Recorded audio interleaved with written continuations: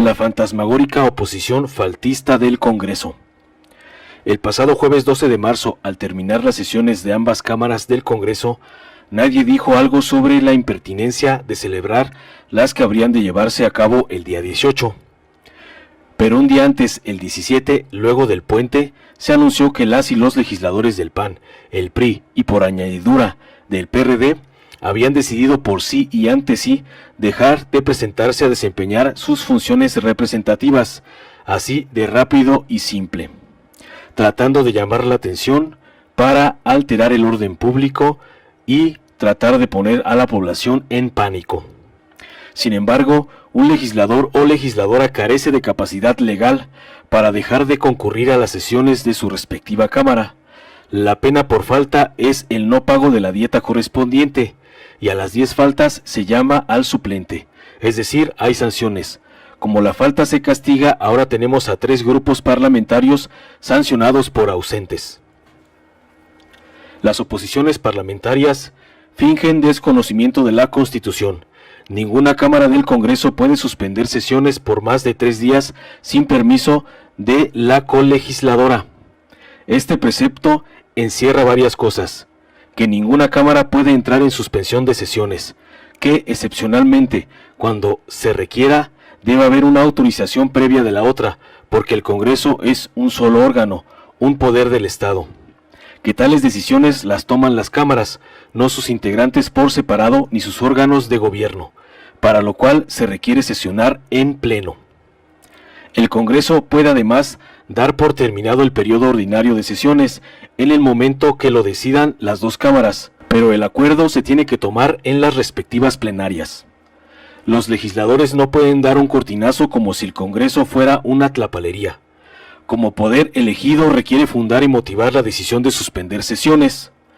Las oposiciones PAN y PRI decidieron, junto con el PRD, o cada una por su cuenta, dejar de asistir a sesiones.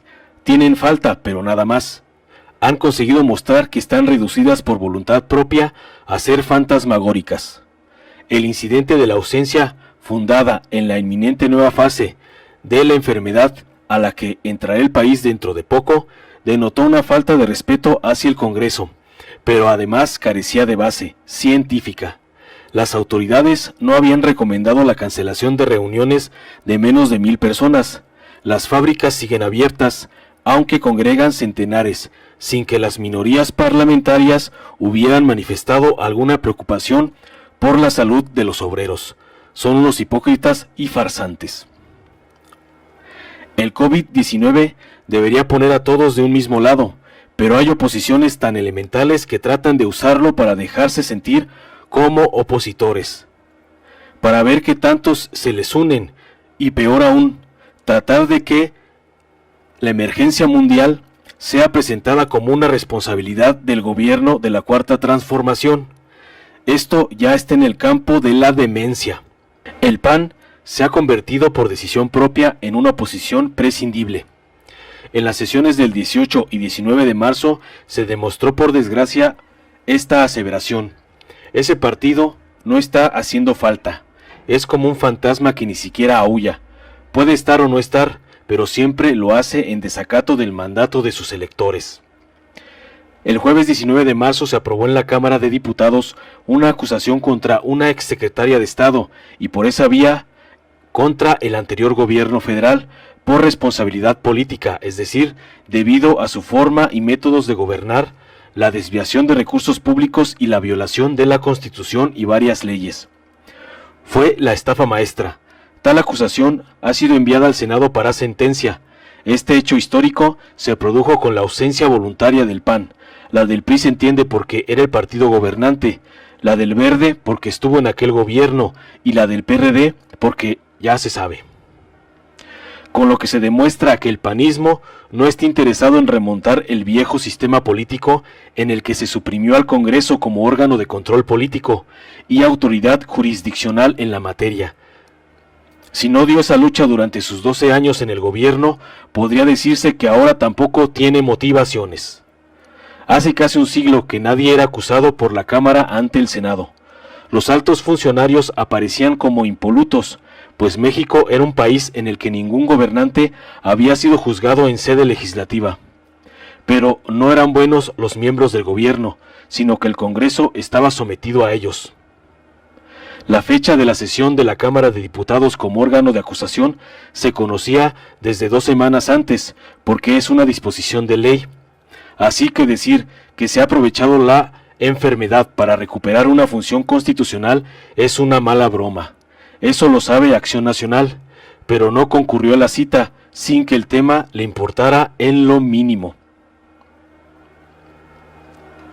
El PAN se fue porque quiso poner a las cámaras en inoperancia orgánica y funcional, lo cual le pareció al PRI una magnífica idea, pero fracasó.